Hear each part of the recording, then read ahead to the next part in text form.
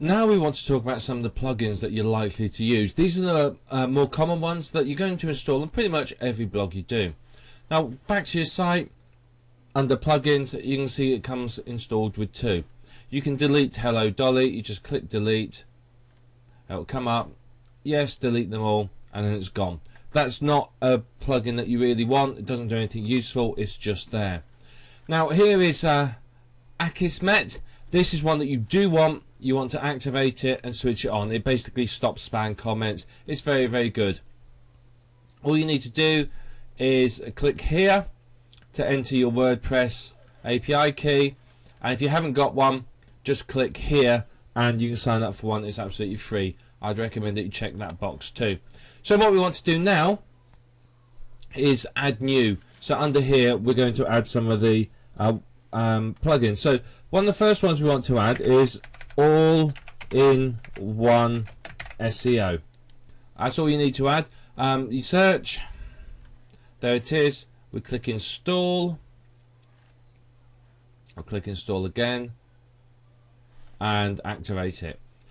Now this is a very, very useful one. Again, let's go to the admin page. It basically is going to help your website become more SEO friendly by managing the title, description and keywords. So enable it and then put a title, description and keyword for your main page in. The rest of it you can leave as is, you don't need to mess with those. And then update options. Then when you go to posts and add new,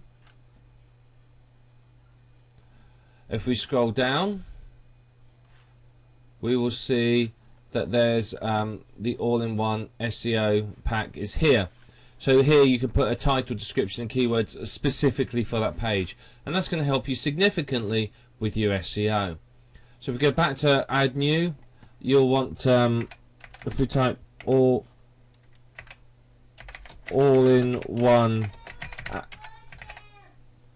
shut up!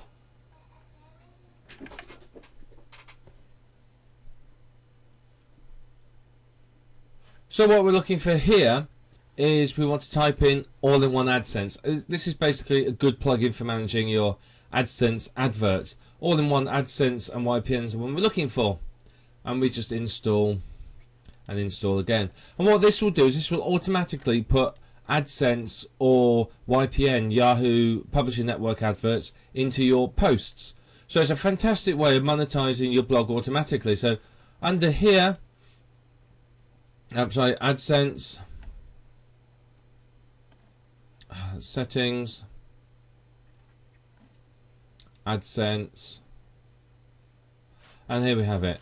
Make sure you put your AdSense ID in here. Just put the numbers only. Select the type of advert you want, text, image or whatever. The sizes you want. Here you can blend it in with your site. How many ads to show per page. So remember, you can only show a maximum of 3. So if you've got them elsewhere, like in your sidebar, you may want to lose that down. How many you want to place in the post, and where do you want to put it in the post. So there's plenty of options there on that. So this is a very, very useful plugin, and it will automatically add AdSense in wherever you want. So fantastic tool to use. Next one we want is we want one called, if we type in WP Backup, this is very important. This one here is the one we're after. Install again, and basically what this will do, if we activate this, is it will back up your WordPress database for you. So under tools you can see we have a backup option. And what I would recommend is you go to Gmail, you set yourself up a new account, and then you set the schedule backup, and then send it to a Gmail account somewhere. So set them all to go to a Gmail account and back up any of the extra tables here. And what this will do is this will make sure that, you know, if something happens and a web host goes down or something, you haven't lost everything. You've got all of your database, so you can just restore the WordPress, restore the plugins that you've installed, the theme, and then you've got your database back with all your posts, so you haven't lost everything. So that's very, very important. And the final one that I recommend to use is Google XML sitemaps. There's plenty of others that you could use. There's translation and all sorts that you could use if you wanted to, but it depends on what you're aiming for with your Autoblog. One of the translation tools would be very useful if you're aiming for an international market, but Google XML sitemaps is particularly useful because what it does is, you can see here, it creates an XML sitemap and then it will submit it to Google, Bing, Yahoo and Ask. So basically it's going to get your website crawled, and it's going to also notify the major search engines every time you create a post. So you just install and then we just activate the plugin. Once it's activated, as you can see there, we go to settings and we go to XML sitemap, and basically this is a good plugin to have.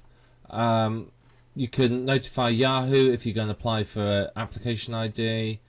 I wouldn't mess with anything else particularly here. One thing you can change is you can change some of these if you want to, but personally I'd pretty much leave all of them as is. So again, I'd leave that as it is. These are obviously well thought out, and you can see there's nothing else that massively needs changing. So you can see that what this will do is it will automatically submit the XML sitemap to these search engines for you. So it's a great way to get the search engines to your site and notify them of updates. So it's very, very useful. You can click here to build it the first time. I would recommend doing this after you made a couple of posts if it hasn't already built one. Some web hosts will have a problem with this, and you just got to manually create the files and upload them and change the permissions. But those are the plugins that you want to use. There's plenty of others that you could use. You know, as I said, there's translation software, there's all tool plugins to make everything look pretty. You can integrate with Twitter, YouTube, etc., etc.